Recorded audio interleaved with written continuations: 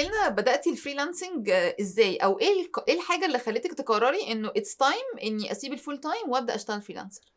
طيب يعني اصل انا هقول لك اجابه غريبه. عادي براحتك. ان انا عايزه اقول لك انا كنت في مرحله دينايل ان انا هكمل في الفريلانسنج لحد من سنتين فاتوا. ما كنتش هبدا، حتى مش اللي هو ايه انا هبدا فريلانسنج، لا، هي الفكره في ان انا كنت بجهز لفرحي. اوكي. والشركه اللي انا كنت فيها في الوقت ده ما كانش احسن environment، وحاسه ان مش بيحصل لي development فيها، وكده او كده كنت هنقل هروح من المنصورة للقاهرة. هروح القاهره.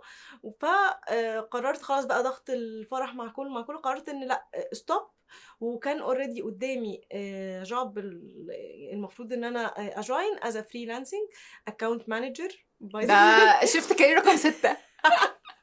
اوكي. باي ذا واي، فتمام هي هتأمن لي كدخل، وفي نفس الوقت مش هتبقى ضغط عليا، وهيبقى في حريه ان انا اتحرك، لان كنت بروح المنصوره للقاهره والتجهيزات والحاجات اللطيفه دي، حلو. بلس كان في ظرف عائلي كمان. فكان نو واي، خلاص قدمت الاستقاله. وسبحان الله في الوقت ده جالي بروجكتس اتش ار كونسلتيشن